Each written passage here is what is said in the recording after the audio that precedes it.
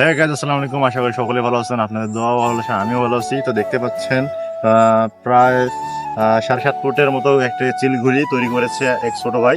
তো তার কাছ থেকে এই ঘুড়িটা নিলাম উড়ানোর জন্য। তো সঙ্গে থাকুন, দেখতে পারবেন কিভাবে আমরা উড়াই ঘুড়িটা। তো গাইজ, এখন এই ঘুড়িটা আমি নিয়ে যাব উড়ানোর জন্য। আমার পেছনে এক ছোট ভাই লাটাই ধরে গেছে। তো সঙ্গে থাকুন, আর ভিডিওটা ভালো লাগলে অবশ্যই লাইক কমেন্ট শেয়ার সাবস্ক্রাইব করে আমাদের পাশে থাকবেন। ধন্যবাদ। তো দেখতে পাচ্ছেন, এখন যদি আমি এই ঘুড়িটা ছেড়ে দেই তাহলে সঙ্গে সঙ্গে আকাশের দিকে উড়ে যাবে। এই ছেড়ে দিলাম, এই দেখুন। তো গাইজ, ঘুড়িটা কিন্তু অনেক সুন্দরভাবে আকাশে উঠতেছে। তো গাইজ দেখতে পাচ্ছেন, এদিকে লাটাই থেকে সুতো ছাড়তেছে আর ঘুড়িটা আকাশের দিকে বেশি উঠতেছে। তো ভাইয়া, ভালো আছো তুমি? হ্যাঁ আলহামদুলিল্লাহ। এই ঘুড়িটা বানাতে তোমার কতদিন সময় লাগছে? এটা ঘুড়ি মোট বানাতে লাগছে হচ্ছে 3 দিন। 3 দিন? ঘুড়িতে ব্যবহার তো কি কি ব্যবহার করছো? তো প্রথমত হচ্ছে আমি একটা রঙিন কালারের পেপার ব্যবহার করছি, মানে পলিথিন আর কি, আর একটা সাদা কালারের পলিথিন। তো তারপর হচ্ছে বাঁশের খাঁটি, মাকলা বাঁশের খাঁটি। তো ঘুড়িটা তো প্রায় 7.5 ফিট তৈরি করছো না? হ্যাঁ 7 ফিট, 7 ফিট 12 ইঞ্চির মতো আর কি। তো মানে এক কথা 8 ফিট। বলা যায় যে বাংলাদেশের এটা সবচাইতে বড় ঘুড়ি, তাই না? না, সেটা বলতে পারলাম না, আমি তো ওইভাবে বলতে পারি না। তবে আমার জানা মতো বড় ঘুড়ি হবে, কারণ চিল গুড্ডি তো। তো ভাইয়া, একটু লাটাইটা আমার হাতে দেওয়া যাবে? হ্যাঁ অবশ্যই।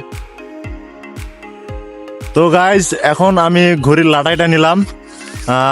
তো মনে একটা সেই অনুভূতি কাজ করতেছে যে শৈশবে ফিরে যেতে মন চাচ্ছে।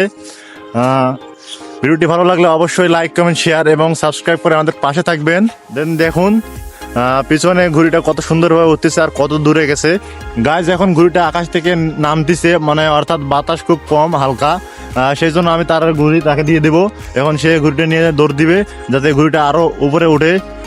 তো দেখতে পাচ্ছেন আমার পিছনে সে ঘুড়ি নিয়ে দৌড়াচ্ছে। তো ভাইয়া, জি ভাই বলুন। এই ঘুড়িটা যদি আমি বাজারে কিনতে যাই তাহলে কত টাকা পড়বে?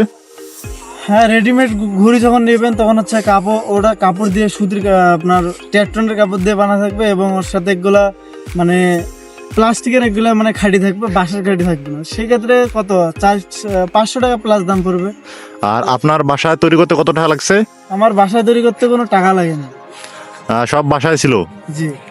আর কি সুতা দিয়ে উড়াচ্ছেন? এটা হচ্ছে কট সুতা। লাইলন কট?